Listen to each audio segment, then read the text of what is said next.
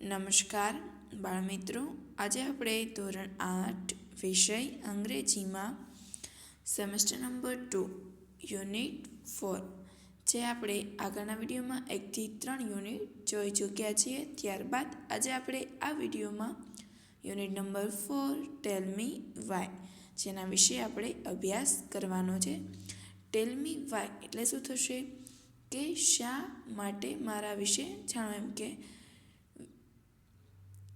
Y એટલે તો શા માટે, મી એટલે કે મારા, ટેલ મી એટલે કે જાણું, શા માટે મારા માટે જાણું.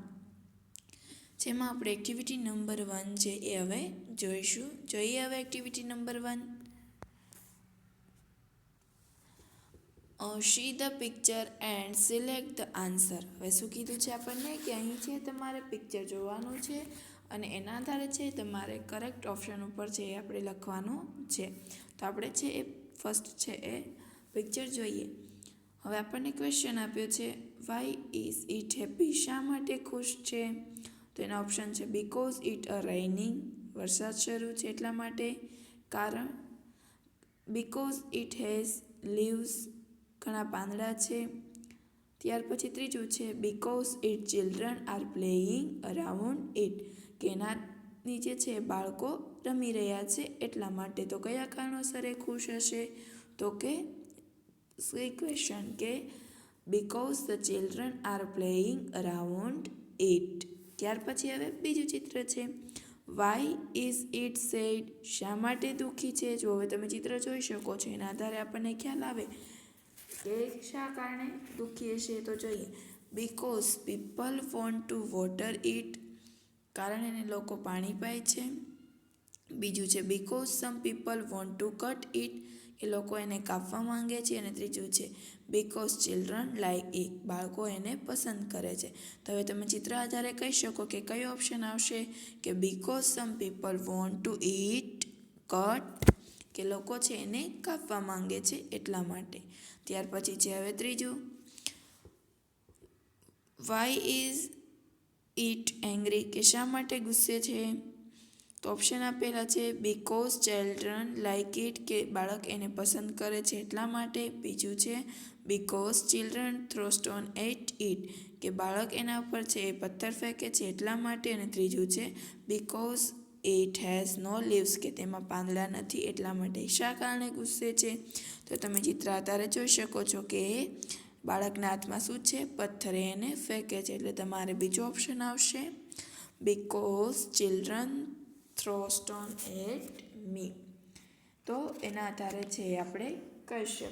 ત્યાર પછી છે હવે જોઈએ આગળ activity number 2. See the picture and complete the dialogues. હવે છે અહીંયા તમને પિક્ચર આપ્યું છે એના આધારે છે તમારે ડાયલોગ્સ છે એ કમ્પ્લીટ કરવાના છે. Today is Vrinda's birthday.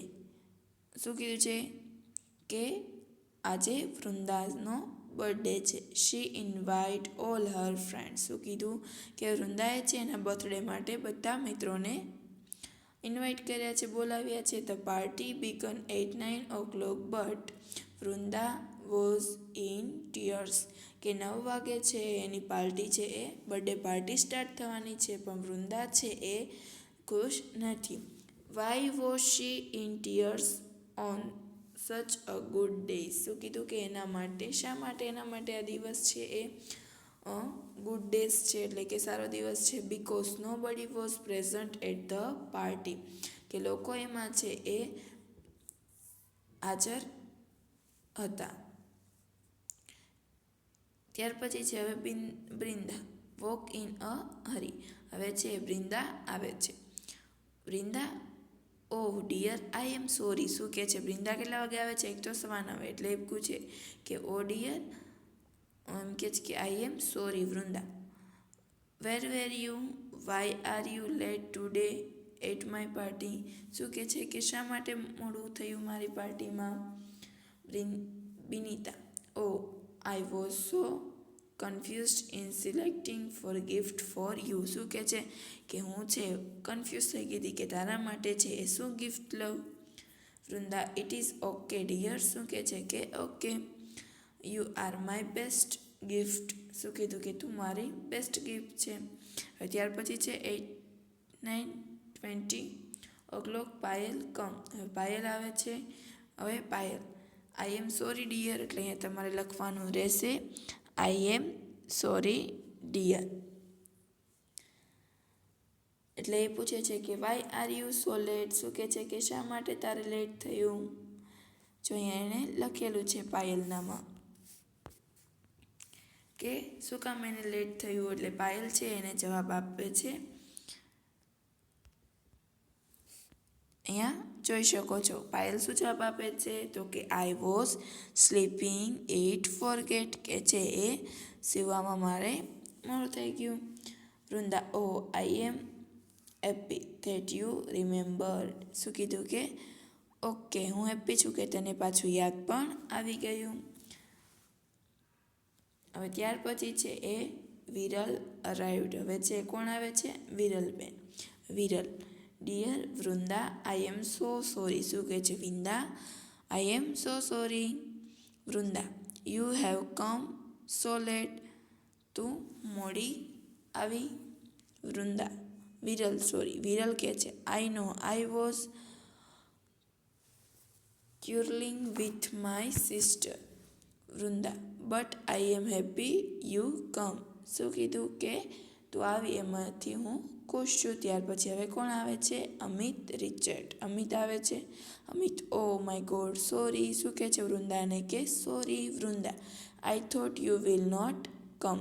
Amit no dear my train was late. શું કહે છે અમિત કે મારી ટ્રેન છે એ મોડી હતી. Naresh yes but my boss give me some more work today. શું કીધું પણ મારા સોરી આપણે છે એને વૃંદા કહે છે કે ઓકે નો પ્રોબ્લેમ. હવે છે એ કોણ આવે છે, નરેશ.